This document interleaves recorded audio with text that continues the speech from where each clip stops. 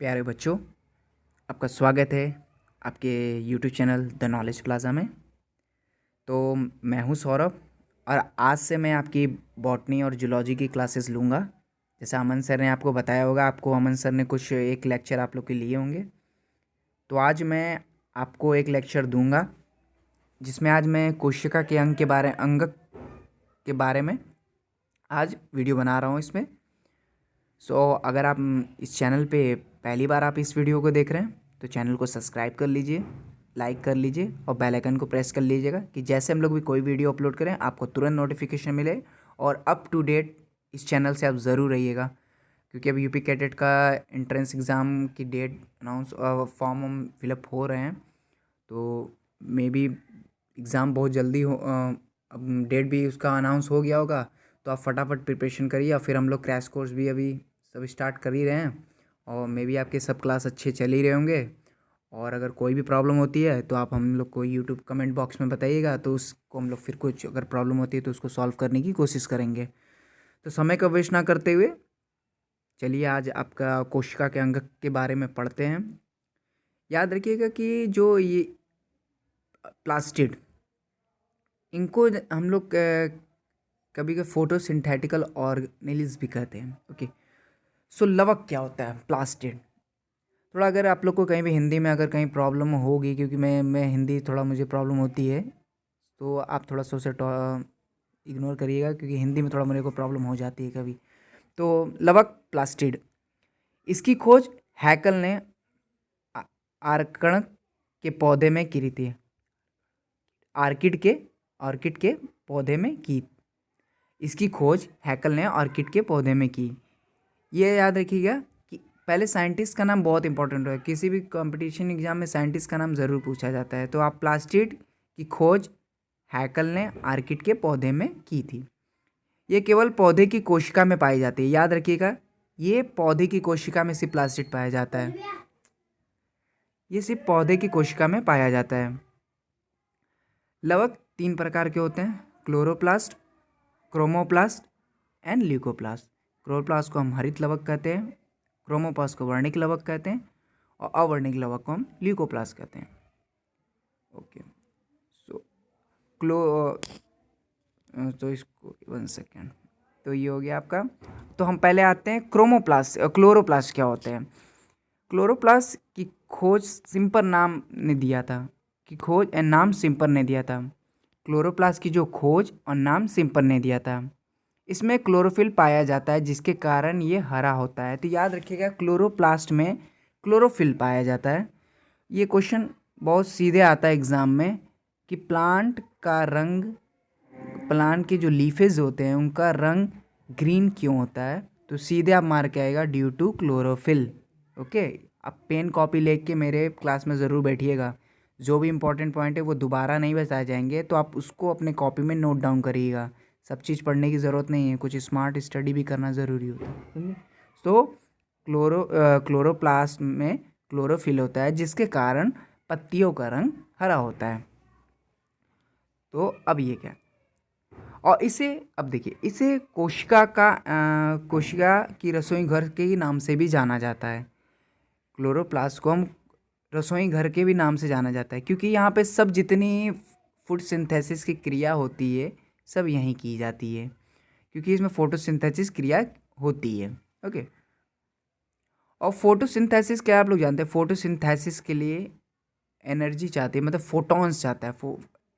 हमें भी किसी चीज़ को, जैसे हम रसोई में जाते हैं खाना बनाते हैं तो हमारे अंदर एनर्जी रहनी चाहिए, तब तो मैं खाना बनाऊंगा। और एनर्जी का हम लोग का सोर्स क्या है? ग्लूकोज है। हम लोग खाना खाते हैं उससे हमको ग्लूकोज मिलती है, उससे एनर्जी मिलती है, तो हम वर्क करते हैं। उसी तरह फोटोसिंथेसिस की प्रक्रिया करने के लिए फोटॉन्स को ग्रहण करने के बाद पूरी प्रक्रिया चालू होती है। फोटॉन ग्रहण करते हैं प्लांट, उससे वो एनर्जी मिलता है, उससे वो अपना फूड सिंथेसिस करते हैं। फोटोसिंथेसिस की प्रक्रिया 2 चरण में संपन्न होती है, जिसमें फर्स्ट लाइट रिएक्शन और डार्क रिएक्शन। तो याद रखिएगा, लाइट रिएक्शन हरित लवक जो कि ग्रेना में संपन्न होता है, इसको आप सीधे लिख लीजिएगा। लाइट रिएक्शन कहाँ पे होता है? ग्रेना में होता है, परफॉर्म होता है। और डार्क रिएक्शन आपके स्ट्रोमा में परफॉर्म होता है।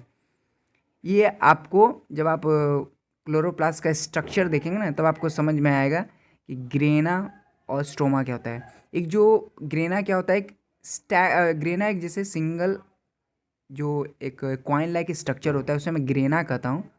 और जब वो कॉइन लाइक स्ट्रक्चर एक पे एक स्टैगर्ड होते हैं, मतलब एक के ऊपर अगर वो कॉइन लाइक, तो उसे हम ग्रेनम कहते हैं। और स्ट्रोमा क्या होता है, क्लोरोप्लास्ट के अंदर जो खाली स्पेस होता है उसे हम स्ट्रोमा कहते हैं। तो लाइट रिएक्शन ग्रेना में होता है, डार्क रिएक्शन स्ट्रोमा में होता है। और सर्वाधिक फोटोसिंथेसिस किस कलर की लाइट में होता है। सर्वाधिक फोटोसिंथेसिस आपकी किस कलर की लाइट में होता है। सर्वाधिक लाल कलर में। ऐसा क्या होता है, लाल कलर की वेवलेंथ ज़्यादा होती है और ग्रीन कलर की वेवलेंथ कम होती है। तो वो प्लांट आराम से रेड कलर लाइट को एब्जॉर्व करता है और उससे फोटोसिंथेसिस की प्रक्रिया करता है। और ये कभी कदा एग्जाम में एक और इम्पोर्टेंट पॉइंट आप नोट कर लीजिएगा, जैसे कि कभी कदा एग्जाम में पूछ देता है कि क्लोरोप्लास्ट में कौन सी धातु, हरित लवक जो होते हैं क्लोरोप्लास्ट, उसमें कौन सी धातु पाई जाती है। तो मैग्नीशियम 2+, Mg2+ पाई जाती है। तो इसे आप नोट डाउन कर लीजिएगा। एक चीज़ इंपॉर्टेंट चीज़ और होगा, जैसे जितने भी सेल्स ऑर्गेनल्स होते हैं उसमें कोई सेल्स ऑर्गेनल सिंगल लेयर्स होते हैं, कोई डबल लेयर का होता है। तो ये आपको एग्जाम में पूछ लेता है, which one is the double layer membrane bound structure. Okay, तो आपको वो चीज़ याद रखनी है। तो क्लोरोप्लास्ट आपकी डबल लेयर होती है, डबल लेयर पाया जाता है इसमें। और हरित लवक जो होते हैं क्लोरोप्लास्ट, इसमें 70S का राइबोसोम पाया जाता है, समझे, और जिसकी दोनों ओर स्वतंत्र नहीं होती है। इसमें आपको सर्कुलर डीएनए पाया जाता है। आपको क्लोरोप्लास्ट में सर्कुलर डीएनए पाया जाता है। और क्या होता है, डबल लेयर ये होती है ना। देखिए जैसे मैंने बताया, अतः परत के अंदर खाली स्थान को स्ट्रोमा कहते हैं। तो ये आप इसे याद रखिएगा।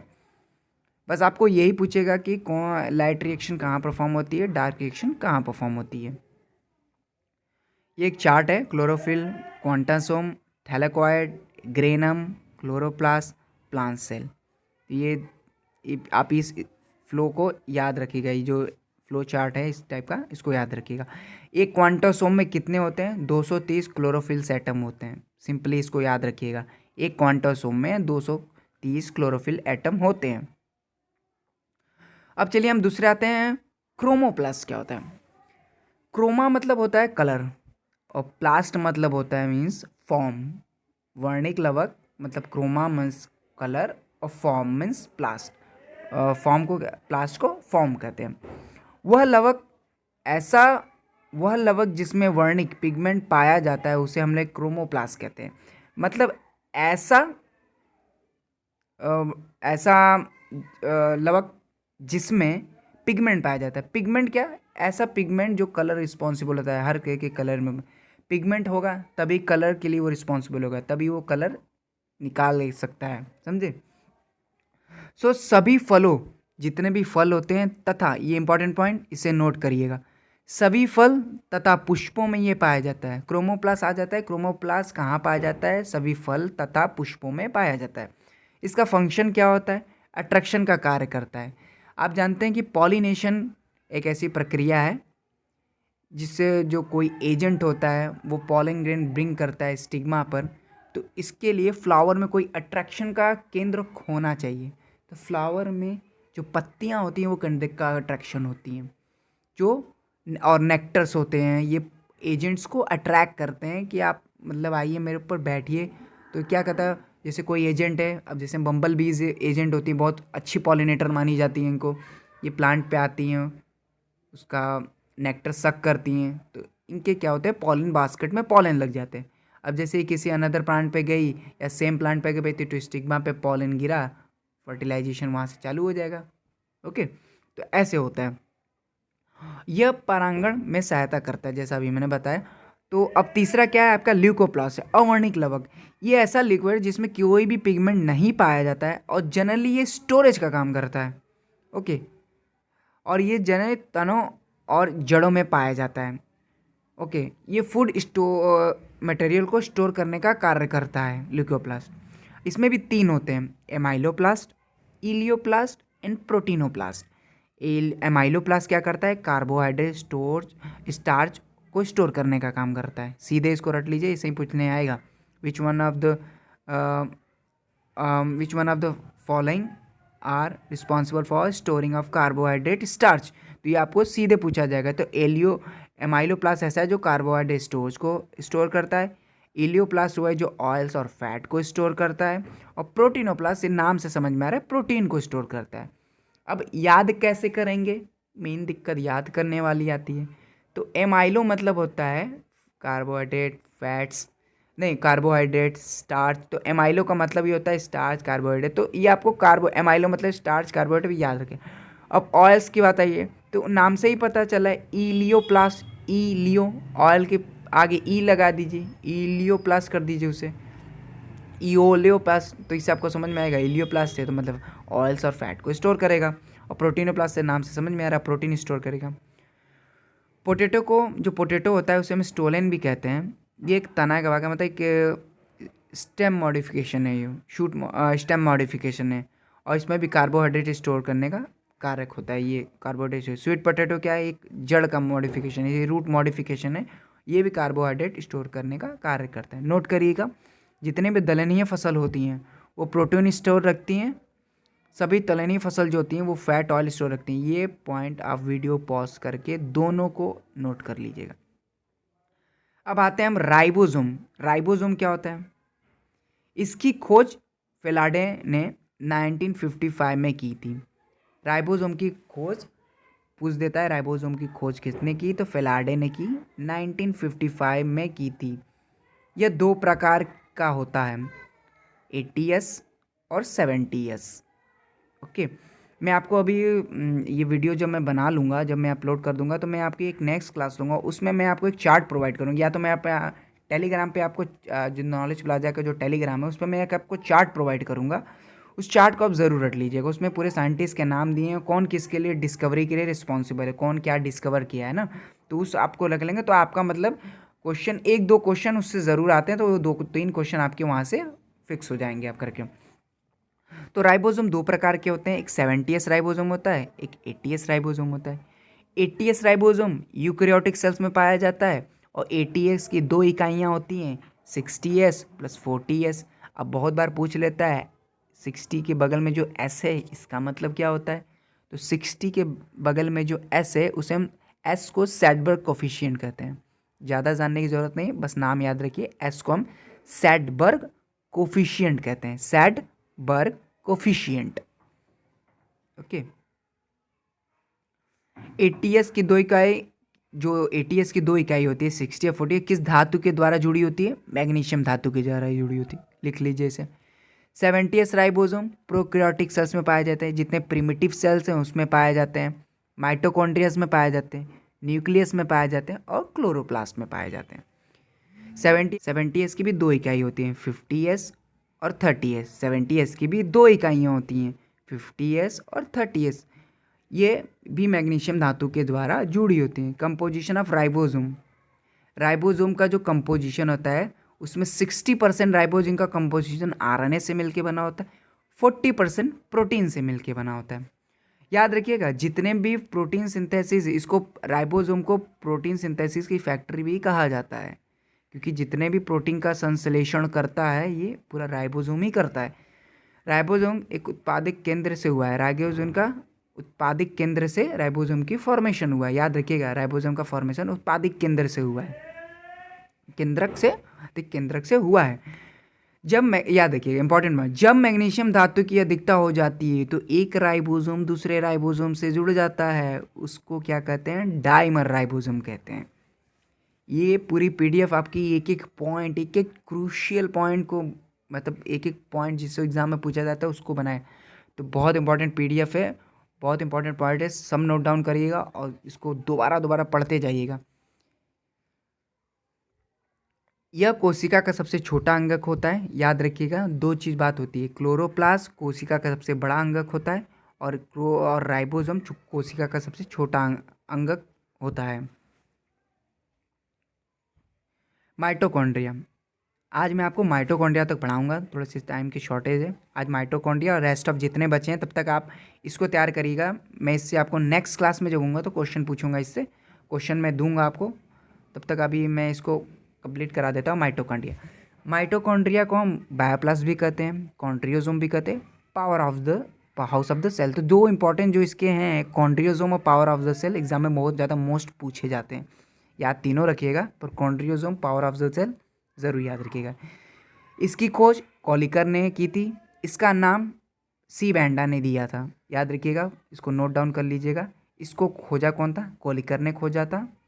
इसका नाम सी बैंडा ने दिया था। पौधों में कोशिका का पौधों में इसका बायोप्लास्ट नाम याद रखिएगा, पौधों में इसका बायोप्लास्ट नाम अल्टमान ने दिया था। अल्टमान ने बायोप्लास्ट नाम दिया था माइटोकॉन्ड्रिया के लिए। ये सिर्फ यूकैरियोटिक में पाया जाता है, याद रखिएगा, यूकैरियोटिक सेल्स में ये पाया जाता है। इसका main power house of the cell क्यों कहते हैं? क्योंकि ये श्वसन की कार्य करता है, जिसमें ये एटीपी सिंथेसिस करता है। एटीपी क्या होता है? एडेनोसाइन ट्राइफॉस्फेट का निर्माण होता है।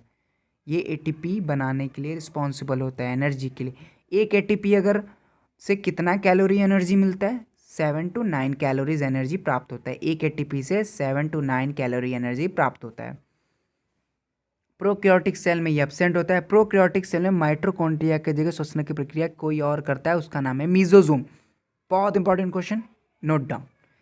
प्रोकैरियोटिक सेल्स में माइटोकॉन्ड्रिया एब्सेंट होता है, इसकी जगह मीजोजोम पाया जाता है, जो श्वसन का काम करता है। देखिए, ये श्वसन का काम करता है, इसीलिए इसको power house of the cell कहते हैं। इसमें डबल लेयर पाई जाती है, याद रखिएगा, डबल लेयर। क्लोरोप्लास्ट में भी था, माइटोकॉन्ड्रिया भी डबल लेयर होता है। इसमें दो लेयर होती है, inner layer and outer layer. ये सेमी ऑटोनोमस सेल ऑर्गेनल कहा जाता है इसे, याद रखिएगा। माइटोकॉन्ड्रिया को सेमी ऑटोनोमस सेल ऑर्गेनल कहा जाता है, क्योंकि इसके पास खुद का अपना डीएनए होता है, याद रखिएगा। क्यों इसे सेमी ऑटोनोमस सेल ऑर्गेनल कहा जाता है? क्योंकि इसका खुद का अपना डीएनए होता है। इसमें सर्कुलर डीएनए पाया जाता है। तो दो इंपॉर्टेंट पॉइंट, क्लोरोप्लास्ट और माइटोकॉन्ड्रिया में सर्कुलर डीएनए पाया जाता है। इसमें 70S राइबोसोम पाया जाता है, जो प्रोटीन संश्लेषण का कार्य करता है। इसमें इनर लेयर, याद रखिए, इसमें अभी बोला ना दो लेयर होती है, आउटर लेयर और इनर लेयर। इनर लेयर में क्या ना, फोल्डिंग्स होती हैं, फिंगर लाइक प्रोजेक्शन होते हैं, मतलब उंगली जैसे संरचना उसमें होते हैं, जिसे हम क्रिस्टई कहते हैं। अब मैं यहाँ पे आपको एक इंपॉर्टेंट पॉइंट बताना चाहूँगा। क्रिस्टई और सिस्टर्नी, ये दो पॉइंट में कन्फ्यूज़न होते हैं बच्चों को। क्रिस्टई याद रखिएगा, माइटोकॉन्ड्रिया में इनर जो प्रोजेक्शन होता है उसे कहते हैं, और गोल्जी बॉडीज़ में जो प्रोजेक्शन होता है फिंगर लाइक, उसमें सिस्टर्नी कहते हैं, याद रखिएगा, भूलिएगा नहीं इसे। माइटोकॉन्ड्रिया के मैट्रिक्स में क्रेब्स साइकिल अभिक्रिया होती है, याद रखिएगा। माइटोकॉन्ड्रिया के मैट्रिक्स में, इंपॉर्टेंट क्वेश्चन पूछता है एग्जाम में, माइटोकॉन्ड्रिया के मैट्रिक्स में कौन से ऐसी अभिक्रिया होती है? तो याद रखिएगा, माइटोकॉन्ड्रिया के मैट्रिक्स में क्रेब्स सूचक नामक अभिक्रिया होती है। माइटोकॉन्ड्रिया का जो मुख्य कार्य होता है श्वसन क्रिया का कार्य करने, कोशिकीय श्वसन होता है। माइटोकॉन्ड्रिया का मुख्य कार्य कोशिकीय श्वसन होता है।